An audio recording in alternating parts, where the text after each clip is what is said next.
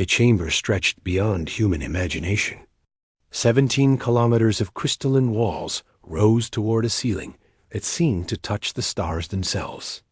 Floating platforms held representatives from 900 different species, each one watching the small group of humans standing at the center of the judgment floor. Ambassador Helena Vance felt her heart pounding against her ribs. She was 53 years old, with silver streaks in her dark hair and lines around her eyes from decades of service to Earth. But nothing had prepared her for this moment. The Galactic Council, the supreme governing body of the known universe. They controlled 14,000 worlds across 7 galaxies. Their combined military numbered in the trillions. Their technology could reshape planets and move stars.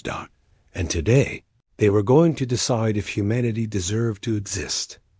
Helena looked up at the throne of compressed, stellar matter where Emperor Thralox sat. His body was covered in scales that shifted through colors no human eye could properly see. He had ruled the Imperium for 11,000 years. He had crushed rebellions that spanned entire star systems. He had erased species from existence, with less thought than a human gave to stepping on an insect. Behind Helena, projected in holographic splendor, hung the blue marble of Earth. Her home. Her people. 8 billion lives depending on the next few minutes. And surrounding that beautiful blue world was the Imperial Armada. 14,000 warships, each one capable of burning a continent to ash. The Emperor spoke, and his voice filled the chamber like rolling thunder. It was translated instantly into 700 languages, but the cold authority needed no translation. Ambassador Vance, you have been granted the privilege of addressing this council. The fate of your species will be decided within the hour. Choose your words with great care. Helena felt the weight of alien gazes pressing down on her. She knew what most of them were thinking. Humanity was nothing to them. A species that had achieved faster than light travel barely 3 centuries ago. Children playing at the adults' table. Insects that had somehow wandered into a gathering of gods. But Helena Vance had not come here to beg. She straightened her spine and met the Emperor's ancient eyes. Your Majesty, distinguished representatives of the Galactic Council. Her voice carried clearly through the perfect acoustics of the chamber. I have been sent here to deliver a message from the United Nations of Earth. We speak with one voice for all 8 billion humans across our territories. She paused, letting the silence build. 3 days ago, your Imperial fleet entered the Kepler system. You claimed it was a routine inspection. You stated that our colony there, New Geneva, had violated trade statutes. The chamber fell absolutely silent. Thousands of alien beings held their breath. There were no trade violations, Your Majesty. There were only families, scientists, teachers, farmers. Helena's voice cracked, but she forced herself to continue. There were 5,731 children on New Geneva. The youngest was 4 months old. Her name was Maria. Emperor Thralox's expression did not change. Not even a flicker of emotion crossed his alien face. Your fleet did not conduct an inspection, Helena said. Your fleet conducted an extermination. Every man, every woman, every child. 42,000 human beings burned to ash. You called it a necessary demonstration of imperial authority. Murmurs rippled through the galleries. Some species nodded in approval. Others looked uncomfortable. Many showed no reaction at all. We petitioned this council for justice, Helena continued. We asked for an investigation. We asked for accountability. We asked for some acknowledgement that 42,000 innocent lives meant something. Her eyes swept across the vast chamber. You denied our petition. Every single one of you. The Emperor's actions were deemed within acceptable parameters of imperial law. The lives of our children were ruled insufficient cause for formal proceedings. Emperor Thralox leaned forward on his throne. His scales shifted to an angry red. Ambassador, you are testing my patience. This council has already made its decision. If you have come here only to repeat old complaints, I will order the bombardment of Earth immediately. You have 30 seconds to explain why I should not. Helena Vance smiled. It was a small smile, cold and tight and completely without fear. Your Majesty, I have not come to beg. I have not come to plead. I have not come for justice. She reached into her jacket and withdrew a small device. Nothing more than a simple transmitter. I have come to deliver humanity's reply. And what reply could your insignificant species offer that would matter to the Imperium? Helena pressed the button. Every holographic display in the chamber flickered. The image of Earth surrounded by warships disappeared. In its place, a single word burned like captured starfire. Ion Emperor Thralox rose from his throne, his scales shifting to deep crimson. What is this? You dare threaten us? With what? Your primitive weapons? Your handful of colonies? We have exactly what we need. Helena said softly. And then the first reports began to arrive. Frantic transmissions flooded into the chamber. Alien delegates received emergency calls from their homeworlds. Voices overlapped in confusion and growing terror. The Imperial shipyard above Thraxon Prime, the largest military facility in 3 galaxies, had just exploded.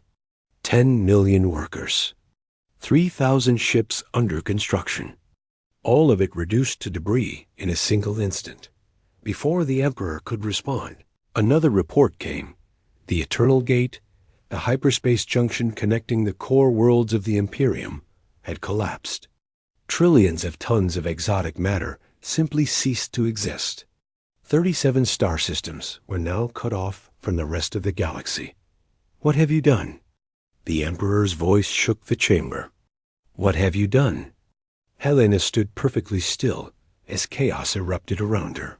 11 years ago, a human scientist theorized that quantum-entangled singularities could move matter across any distance instantly. Your scientific community called it impossible. You called us too primitive to understand the universe. More destruction reports flooded in. Military fortresses gone. Communication networks failing across entire sectors. That scientist's daughter was 8 years old when your fleet came to New Geneva. Her name was Adana. She wanted to be an astronaut. Helena's eyes burned with cold fire. For 11 years, humanity has been planting devices throughout your Imperium. In your shipyards, your starbases, your most secure installations. Every world you thought was safe. We were there, waiting, watching, preparing. The Emperor's scales went pale. Impossible. Our security, ... You never looked for us because you never believed we could threaten you. You saw a young species. A weak species. A species you could crush at any time without consequence. Helena tucked the transmitter back into her pocket. You were wrong. The chamber had descended into pandemonium. Delegates fled for exits, screening into devices, demanding answers no one could give. Finally, Emperor Thralox found his voice. What do you want? What will stop this? You misunderstand the situation, Helena said. I am not here to negotiate. I told you, I am here only to deliver our reply. She pointed at the blazing word still hanging above them all. Destruction. One word, one meaning. You destroyed our children. You showed us how much mercy the Imperium offers. So we will show you the same. No negotiations. No terms. No surrender accepted. You would declare war on the entire Imperium? Against a civilization that has stood for 100,000 years? Helena shook her head slowly. We are not declaring war, Your Majesty. War means both sides have a chance. War means something remains when the fighting stops. She raised her voice so every being in the chamber could hear. To the member species of this council, humanity has no quarrel with you. Our weapons target only Imperial installations. Stay neutral, and you will not be harmed. But if you stand with the Emperor, you will share his fate. She turned back to face the throne. You have 12 hours to evacuate non-military personnel. That is the only mercy we offer. It is 12 hours more than you gave the children of New Geneva. The teleportation field began to engulf her. Humanity remembers, Your Majesty. We remember every name, every face, every child who never grew up. And now you will learn what we do when you destroy what we love. Her final words echoed through the chamber. We do not kneel. We do not forget. We do not stop. We destroy you back. Helena vanished in a flash of light, and across the galaxy, humanity's war had begun. 12 hours after Ambassador Vance disappeared from the council chamber, Emperor Thralox stood in the ruins of his war room. 7 of his 14 advisors were dead, killed in the first wave of human attacks that had somehow bypassed every security measure that the Imperium had ever created. The Emperor stared at the holographic display showing destruction reports from across his territory. Red markers blinked everywhere. Shipyards burning. Military bases gone. Communication networks crumbling into silence. Grand Admiral Vexion stepped forward. His crystalline body refracted light into rainbows as he moved. He had served the Emperor for 8 centuries. He had never seen anything like this. The damage is extensive, Your Majesty. In 12 hours, we have lost 43 major military installations. The Eternal Gate cannot be rebuilt for centuries. 17 shipyards are now debris fields. Thralox's scales shifted through colors of rage. How? Where are their fleets? Where are their weapons? We do not know. There are no fleets. There are no weapons we can detect. The attacks simply happen. One moment a station exists. The next moment it does not. Then find someone who understands. Capture their colonies. Dissect their scientists. Admiral Vexion hesitated. Your Majesty, about the human colonies... What about them? We have already sent 17 fleets to human worlds. Standard procedure. Overwhelming force. Good. Let them taste our vengeance.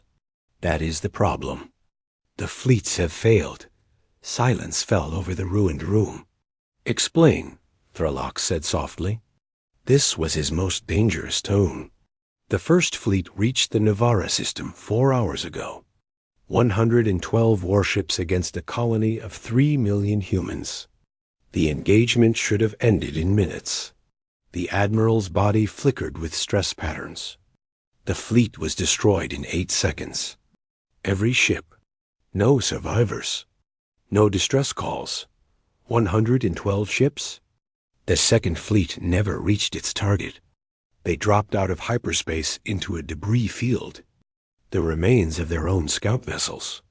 Something caught them during the jump itself. Emperor Thralox lowered himself slowly onto his damaged throne. For the first time in 11,000 years, he felt something he had almost forgotten. Uncertainty. What are the humans? He asked quietly. 300 years ago, they were primitives burning dead plants for fuel on a single planet. Now they are destroying us.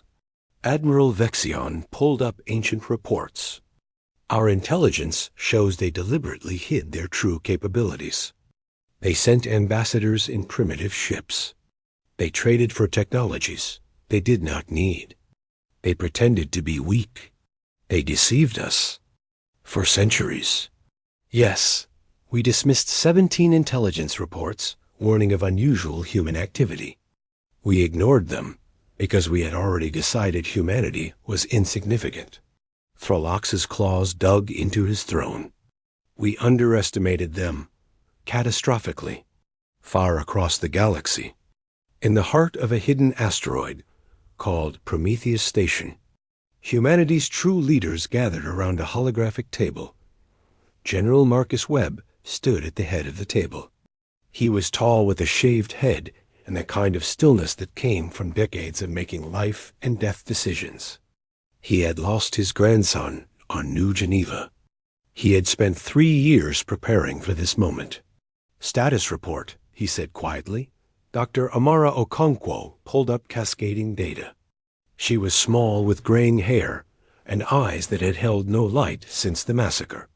Her husband David had invented the quantum displacement technology. Her daughter Adana had been supposed to die on New Geneva, but she had left for Earth 1 month before. Phase 1 is complete. We have eliminated 31% of Imperial military capacity. The Eternal Gate is gone. Their response times are now 8 times slower. Casualties? On their side, approximately 47 million military personnel. On our side, 0 direct losses so far. General Webb nodded. And the retaliation fleets they sent against our colonies? Destroyed. All of them. There was cold satisfaction in Amara's voice. The displacement field works exactly as projected. The moment hostile ships enter protected space, their matter is scattered across 17 parallel dimensions. Nothing survives. Can they find a way around it? Not with any technology we have seen. Our colonies are safe. Webb turned to another figure at the table.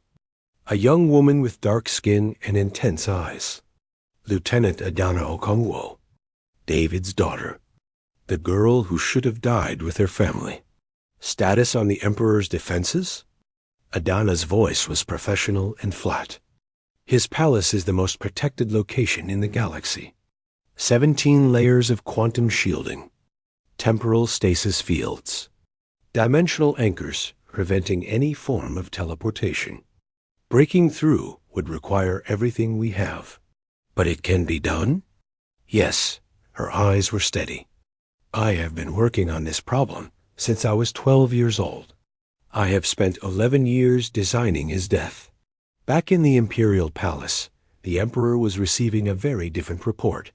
His spymaster, a shadowy figure named Krell, emerged from the darkness. The neutral species are multiplying. 27% of trade routes have been cut. Military losses continue mounting. I know the losses. Give me solutions. Krell hesitated. There is one possibility. It is extreme. Speak. The void engines. The room went silent. Even the guards seemed to shrink back from those words. The void engines were Forbidden's technology. Weapons so terrible that the Imperium itself had banned them 15,000 years ago. They did not merely destroy. They unraveled reality itself. A single void engine could consume an entire star system, leaving behind nothing. Not matter, not energy, not even empty space. Just a wound in the universe that would never heal. The humans are protected by some kind of shielding, Krell continued. Our weapons cannot breach it, but the void engines consume everything. No shield can stop them. No technology can deflect them.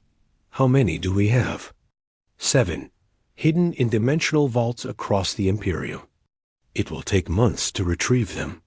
But once they are ready, we could destroy every human world in existence. Yes, but there are risks. The last time they were used, the damage spread beyond control. 3 inhabited systems were lost before it stopped. And if we use too many, we might trigger a cascade that destroys an entire region of space. Emperor Thralox stared at his spymaster for a moment, then he smiled. It was the smile that had preceded the deaths of billions. Begin retrieval immediately. And prepare my fleets. Your Majesty, the neutral species may object. Let them object. Let them try to stop me. Thralox rose from his throne, scales burning a deep, dangerous purple. The humans wanted destruction? Then destruction they shall have. I will burn their worlds. I will erase their colonies. I will hunt down every last member of their wretched species. He spread his arms wide. When I am finished, the galaxy will remember why no one challenges the Imperium. The humans sought to make an example of us. Instead, they have guaranteed their own extinction. Retrieve the void engines. Prepare for total war. The age of human annihilation begins now. On Prometheus Station, Adana Okonkwo stared at the latest intelligence reports. They are going for the void engines, she said quietly. The weapons that can erase reality itself. General Webb looked at her. Can we stop them? I do not know. Our shields can stop anything they have used against us so far. But the void engines are different. They do not destroy matter. They delete existence. Then we have to move faster. We have to kill the Emperor before he can use them. Adana nodded slowly. I have been preparing for this my entire adult life. My father believed humanity could coexist with the Imperium. He believed in peace. Her hands curled into fists. The Emperor murdered that belief along with my family. He will pay for what he did, even if it costs everything we have, even if it costs my own life. She looked at the holographic display showing the distant Imperial Palace. The children of New Geneva will have their justice, and the Emperor will learn what destruction truly means. The war for survival had begun, and neither side would stop until one of them no longer existed. 18 months had passed since humanity declared war on the Imperium. The galaxy had transformed into something unrecognizable. Trade networks lay in ruins. Refugee fleets drifted between dying systems. The comfortable certainties of imperial rule had crumbled, replaced by chaos and fear. And in the darkness between stars, both sides prepared for what would come next. Captain Thomas Reyes stood on the bridge of the Nemesis, humanity's most advanced warship. The vessel was only 4 kilometers long, small by imperial standards, but it carried enough quantum weapons to devastate an entire solar system. Captain, his navigation officer reported, approaching target coordinates, dropping out of hyperspace in 30 seconds. Reyes nodded, his jaw tight. This mission was different from anything humanity had attempted before. Not a strike against military targets, but an intelligence operation. They needed information desperately. The void engines were coming. Human spies had confirmed it.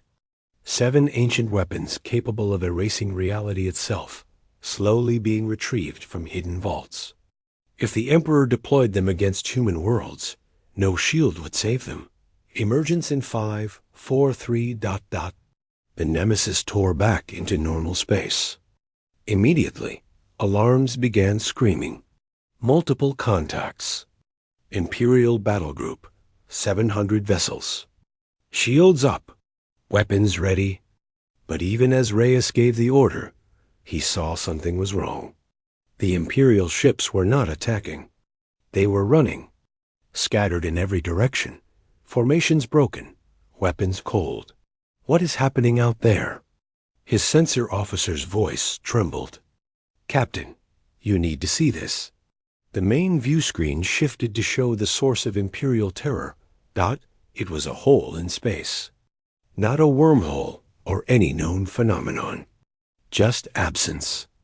A sphere of perfect blackness, growing slowly larger with each passing second. Ships too slow to escape simply ceased to exist as the boundary touched them. Stars behind it were not blocked or dimmed. They were just gone. A void engine, Reyes breathed. They are testing them. The boundary is expanding at 0.3% of light speed. It will consume this entire system in 6 hours.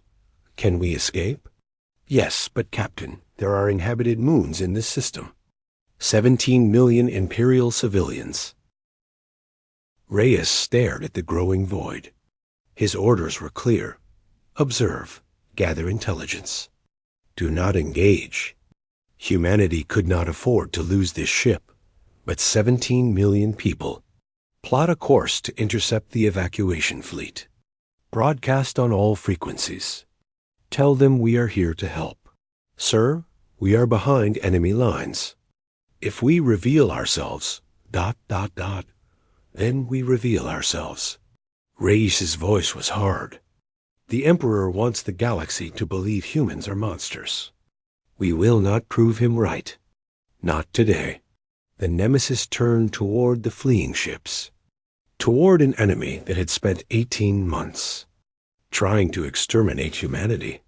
And Captain Thomas Reis became the first human to offer salvation to those who sought their destruction. Hi. Admiral Korath had served the Imperium for 9 centuries. He had conquered 43 systems. He had personally overseen the extinction of 2 species.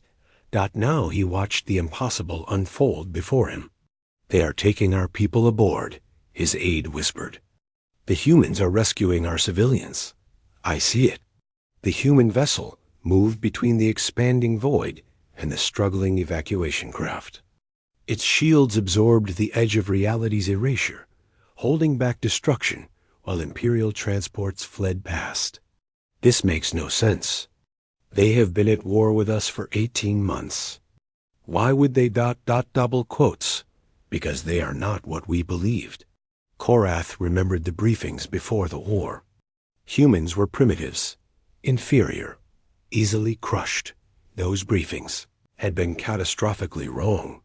Yet even in the midst of an existential war, these humans were risking their most advanced ship to save Imperial citizens.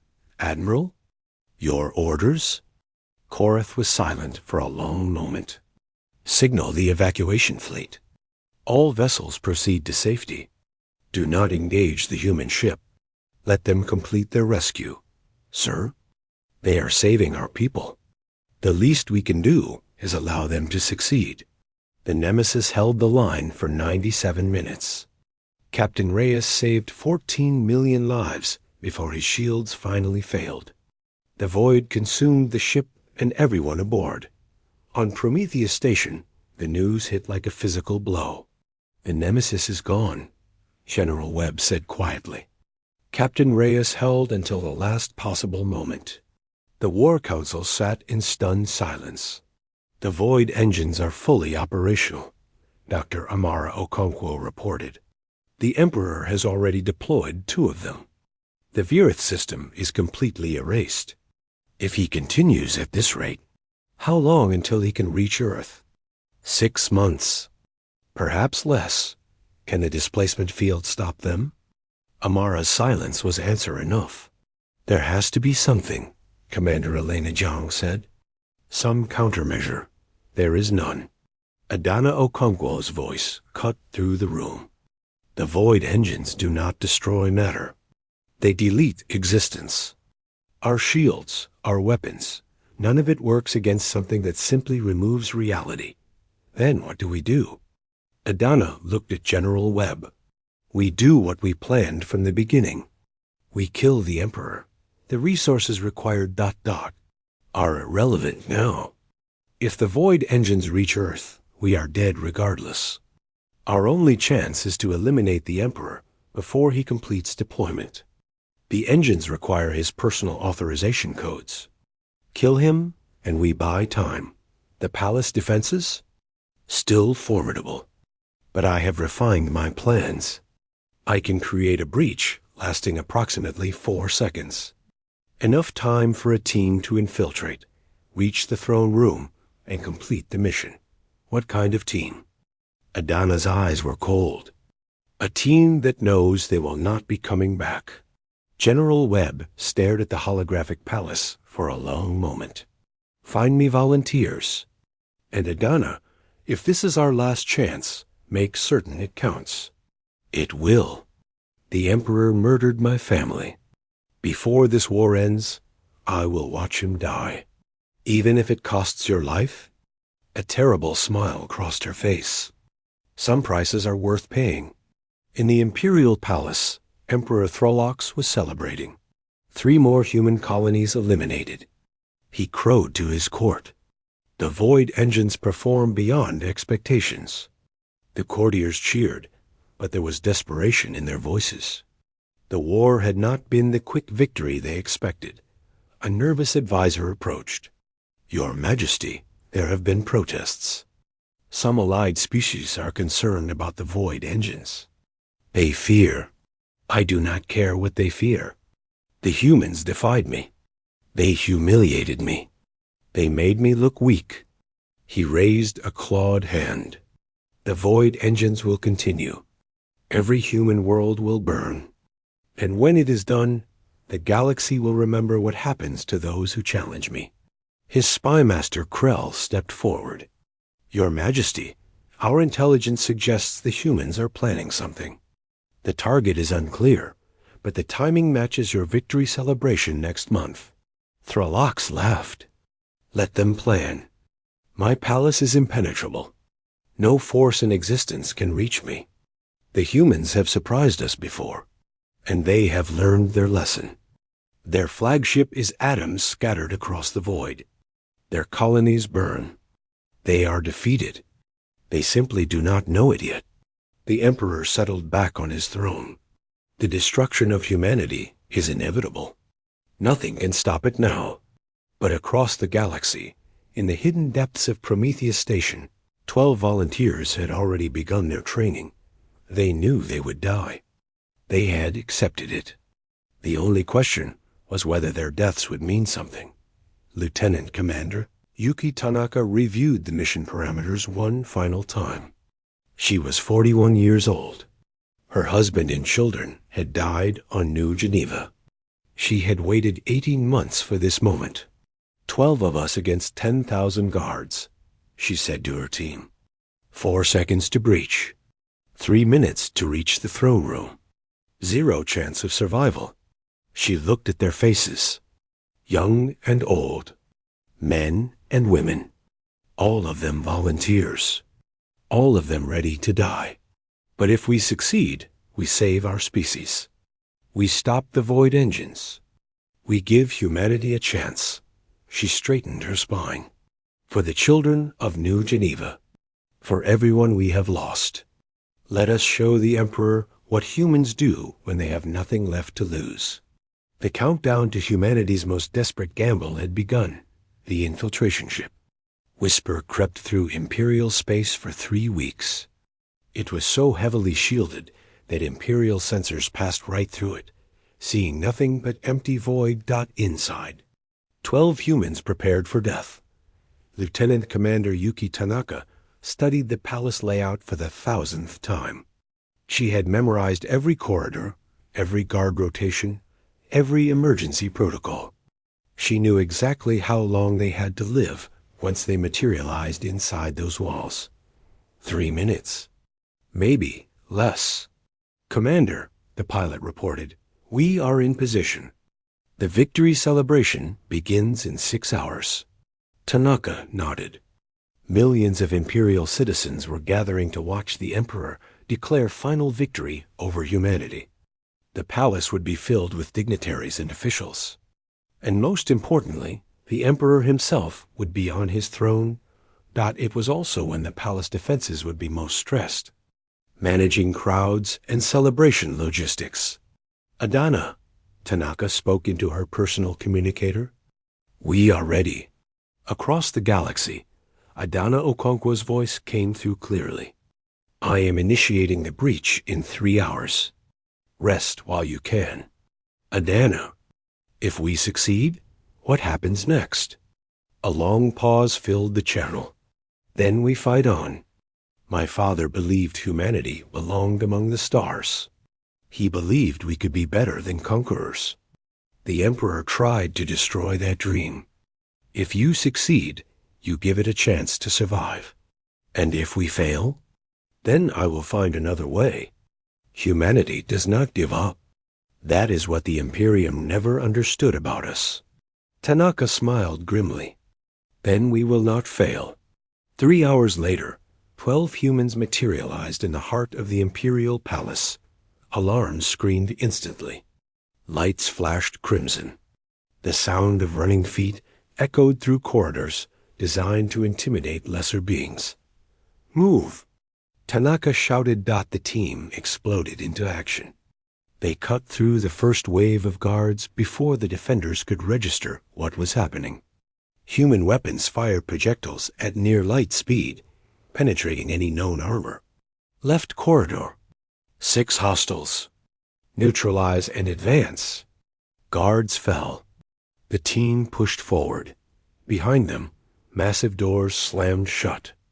Response teams mobilized. Thousands of soldiers converged on their position, but they had one advantage: speed. Human reflexes, enhanced by decades of research, were faster than any species in the Imperium.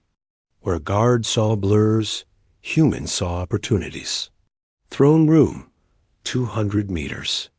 3 minutes until full response arrives. They were going to make it. Against all odds, they were going to reach the Emperor. Then the corridor ahead exploded. Tanaka was thrown backward, her armor absorbing the blast, but not the impact. She hit the wall hard, vision swimming. Through smoke and debris, she saw figures emerging in armor unlike anything she had encountered. The Shadow Guard, the Emperor's personal protectors. Beings engineered specifically to counter threats no ordinary soldier could face. "Commander!" One of her team screamed, then was silenced, cut down by a weapon, moving too fast to track. Tanaka struggled to her feet. Around her, her team was dying. The Shadow Guard was simply too deadly. One by one, her soldiers fell, but they had carved a path. The throne room was less than 50 meters away. "Go!" Tanaka shouted at the 2 survivors. "I will hold them." She drew her plasma blade, the prototype weapon that could cut through any material, and charged into the Shadow Guard. Private Marcus Cole was 23 years old. He had joined the military 6 months after New Geneva, driven by rage he could barely contain. Now he was the last human standing. He stumbled through the shattered throne room doors, armor smoking from a dozen near misses, left arm hanging useless. Behind him, the sounds of combat had faded. Commander Tanaka and the others were dead. He was alone, and Emperor Thralox sat before him on his throne. The Emperor rose, scales shifting through colors of surprise and then amusement. "One human? One wounded child has reached my throne room?" He laughed, a horrible grating sound. "Is this the best your species can offer?" Cole raised his weapon. His hands were shaking. Guards surrounded the Emperor, weapons trained. He would never survive the first shot, but he had not come here to survive. "For the children of New Geneva," he said quietly, and he pressed the detonator on the device strapped to his chest. The explosion was not designed to kill. The Emperor was too well shielded for that. It was designed to blind, to disorient, to create chaos. It worked perfectly. Cole lunged through the smoke, plasma blade in his good hand. Guards fired everywhere, but the chaos had disrupted their targeting. He felt impacts against his armor, felt the heat of near misses. Then he was at the throne. Thralox saw him coming, saw the blade arcing toward his throat. He threw up an arm in desperate defense. The blade cut through his scales like paper, severing his hand at the wrist. The Emperor screamed. Cole raised the blade for a killing stroke. But the guards had recovered. Weapons discharged. His body jerked as projectiles tore through armor and flesh. He fell, blade clattering from his grip. But as he lay dying, he saw something that made him smile. The Emperor was clutching his severed wrist, scales pale with shock. Around his neck, a data crystal hung on a golden chain. The crystal containing the Void Engine Authorization Codes. Cole had one arm that still worked. One chance. He reached out, grabbed the crystal, and tore it free. The Emperor howled with rage. Stop him. Kill him. But Cole had already activated his emergency transmitter, a one-way beacon that would send a single data, burst across the galaxy. He pressed the crystal against the transmitter. He pressed the activation button. As the guard's weapons reduced his body to atoms. Private Marcus Cole's last thought was of his younger sister. She had been 8 years old when she died on New Geneva. "For you, Maria," he whispered. Then there was only light. On Prometheus Station, every alarm screamed at once. "We have it!" Adana Okonkwo shouted, tears streaming down her face. "The authorization codes. We have them." General Webb stared at the data scrolling across his display. "Are you certain?" "Positive." Private Cole transmitted everything. The codes, the encryption keys, the command protocols. "Our scientists are already working on the countermeasure." Webb closed his eyes. 12 soldiers. 12 volunteers who knew they would never return. They had given their lives for this moment, and they had succeeded. What about the Emperor? Commander Zhang pulled up intelligence reports. Alive but injured. He lost his hand. Our sources say he is unstable. The breach of his throne room has shattered his confidence. Will it slow the Void engine deployment? Perhaps, but we cannot count on it. If anything, this attack may drive him to accelerate. How long until the countermeasure is ready? Adana answered. Weeks, perhaps months. We have the codes, but integrating them is complex. Then we buy time. We keep hitting their infrastructure. We support the neutral species, questioning imperial authority. And we honor the sacrifice of the 12 who gave everything. He looked around the room at officers and scientists who had dedicated their lives to this war. Private Cole and his team achieved the impossible. They reached the Emperor's throne room. They recovered the codes. They proved no power in this galaxy is beyond our reach. He straightened. Now it is our turn.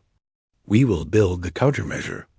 We will neutralize the Void engines. And when we are ready, we will finish what Private Cole started. The Emperor wanted to teach humanity about destruction. Let us show him he has not yet begun to understand the word. In the Imperial Palace, Emperor Throlox stared at his mechanical prosthetic hand. The flesh and scales that had been part of him for 11,000 years were gone, replaced by cold metal. A human had done this. A single, wounded, dying human had reached his throne and wounded him. No one had ever wounded him. Your Majesty, his spymaster Krell said carefully, perhaps we should reconsider our approach. The humans have proven more dangerous than ... No. Throlox slammed his prosthetic fist against his throne. I will not reconsider. I will not negotiate. I will not stop until every human is dead. His scales burned a deep, furious purple. Accelerate the Void engine deployment. I want every device ready within 3 months. And prepare the fleet for a direct assault on Earth. Your Majesty, the losses would be. I do not care about losses. I want them dead. All of them. Every man, woman, and child. I want their planet burned to ash and their memory erased from history. He rose from his throne, ancient eyes blazing with madness. They took my hand. I will take their world. And when Earth is nothing but a wound in reality, the galaxy will finally understand what happens when you challenge the Eternal Emperor. The final battle was coming, and only one side would survive. The galaxy held its breath. On one side, the Imperial Armada. 300,000 ships, crewed by trillions of soldiers from 93 species. At its heart, the Emperor's flagship Eternal Dominion, carrying 4 Void engines. On the other side, Earth, a single blue planet. 8 billion humans. And the technology that had turned a young, primitive species into the most dangerous force the universe had ever known. They are in position, Dr. Amara Okonkwo reported. The Emperor has brought everything. Every ship, every soldier, every weapon. General Webb nodded. And the countermeasure? Ready. When he activates a void engine, we can neutralize it. Amara hesitated, but we can only target one at a time. If he deploys multiple engines simultaneously, can he do that? Unknown. Webb turned to the holographic display. 300,000 ships, each one carrying enough firepower to devastate a continent. And behind them, the shadow of weapons that could erase reality itself. This was humanity's final stand. Open a channel. All frequencies. I want every being in that fleet to hear me. Moments later, General Webb's face was broadcast across the entire Imperial Armada. This is General Marcus Webb of the United Earth Defense Force. I am speaking to every soldier in the Imperium. He paused, letting his words carry across the void. 3 years ago, your Emperor murdered 5,731 children. He did it to demonstrate that human lives did not matter. To show the galaxy that the Imperium could destroy anyone, at any time, for any reason, we gave you a one-word reply. Destruction. For 3 years, we have shown you what that word means. Your technology cannot stop us. Your weapons cannot touch us. Your power means nothing against a species that refuses to die. But here is what you have never understood about humanity. We do not fight because we hate you. We destroy because you gave us no choice. You murdered our children and called it policy. You denied us justice and called it law. You forced us to become what you feared because you would not let us be anything else. So I offer you one final chance. The soldiers in this fleet are not responsible for the Emperor's crimes. Many of you have families. Many of you have never harmed a human. Many of you follow orders because you fear what happens if you do not. Stand down. Power down your weapons. Signal surrender. And I give you my word as a father who has lost more than you can imagine. You will not be harmed. You will return to your homes. You will live in peace. But if you continue this attack, you will learn what destruction truly means. Not the destruction of your bodies, but the destruction of everything you believe.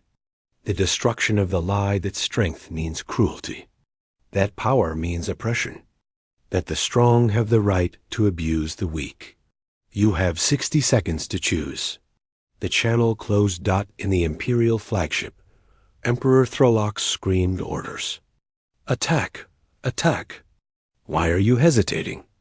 But across the fleet, something unexpected was happening. Ships were powering down their weapons. It started slowly. Individual vessels. Captains who had lost faith. Officers who had questioned the Emperor for years. But it spread like fire. Communications channels exploded with arguments and debate. Ease.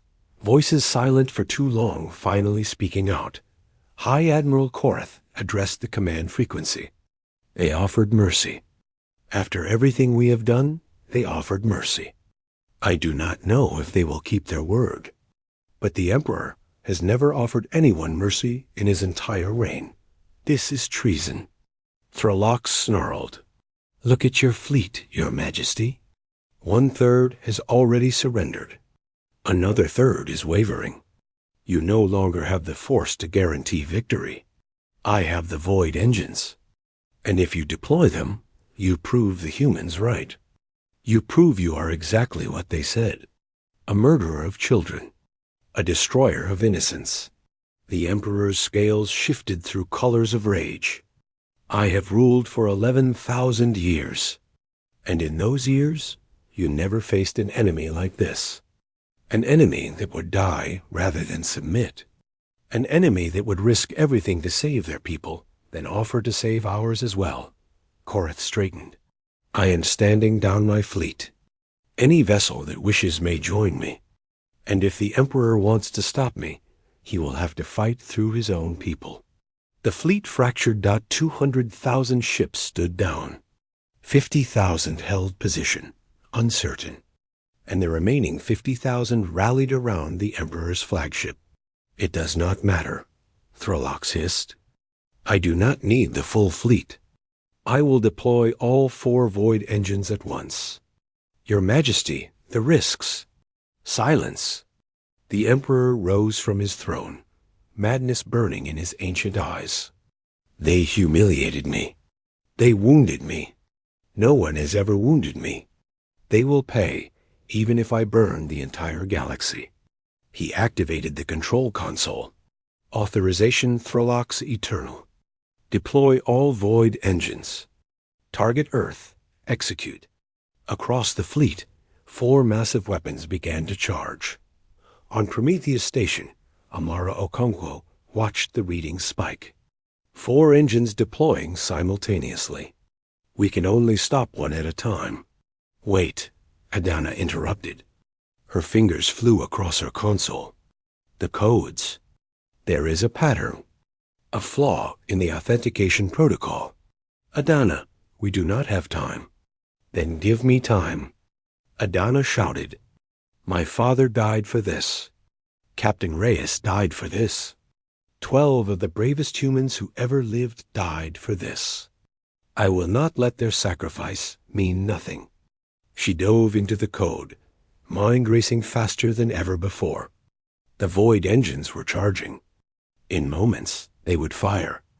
Earth would be erased, unless she could find the answer. And there, in the chaos of data and desperation, she saw it.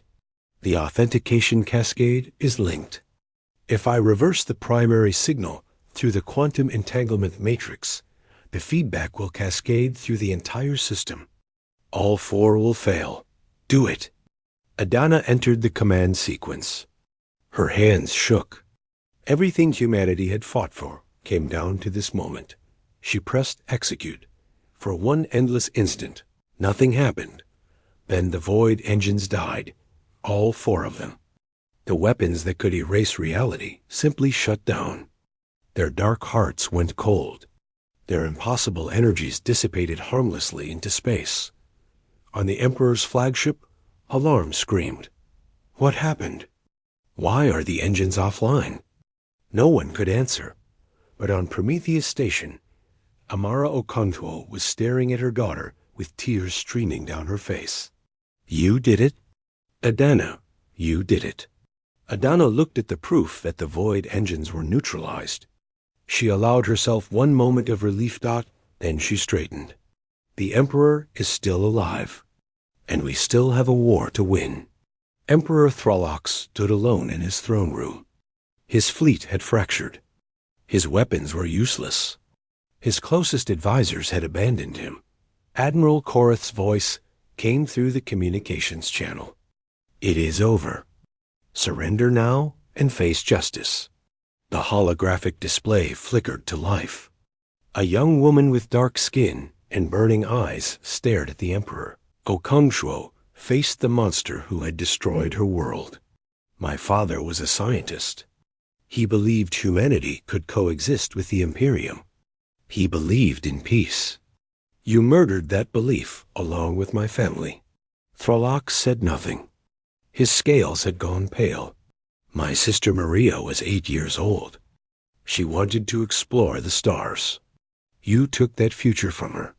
From all of them, what will you do? The Emperor rasped. Kill me? Prove you are no better than I am? Adana was silent for a long moment. No, I will not kill you. That would be too quick.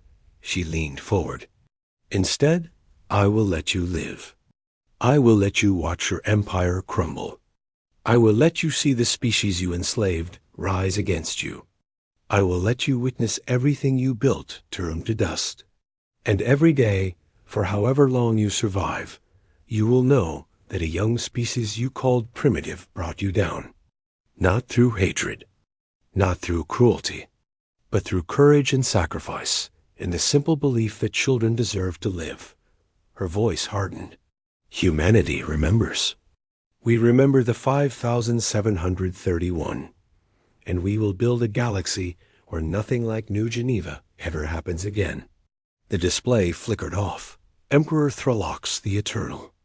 Alone in his throne room, surrounded by the wreckage of his pride, did something he had not done in 11,000 years.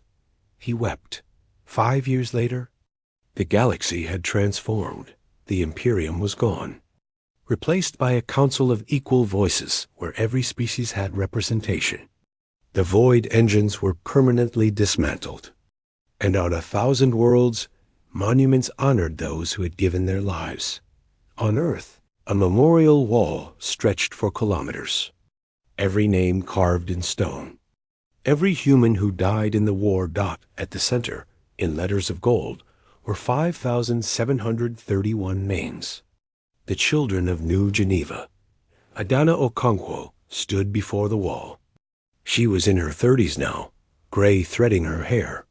She could have had anything. Power, wealth, fame. She had asked only for this. A place to remember. They call us heroes, she said quietly. They say we saved the galaxy. But we did not do it for glory. We did it because you deserved better. Because every child deserves to grow up. She touched her sister's name carved in stone. We built a better galaxy. It is not perfect, but it is trying. A soft wind carried the scent of flowers from 100 worlds, species that had never grown together before. Rest now. You are not forgotten. You will never be forgotten. High above, ships rose toward the stars. Humans and aliens working together, exploring the universe, discovering wonders. The Emperor had taught humanity about destruction. But humanity had taught the galaxy something far more important, that even in the darkest night, a single spark of courage can light the way to dawn, and no empire, no matter how ancient or powerful, can stand against a species that refuses to stop believing in something better. The children of New Geneva were finally at peace. And humanity's future stretched infinite among the stars.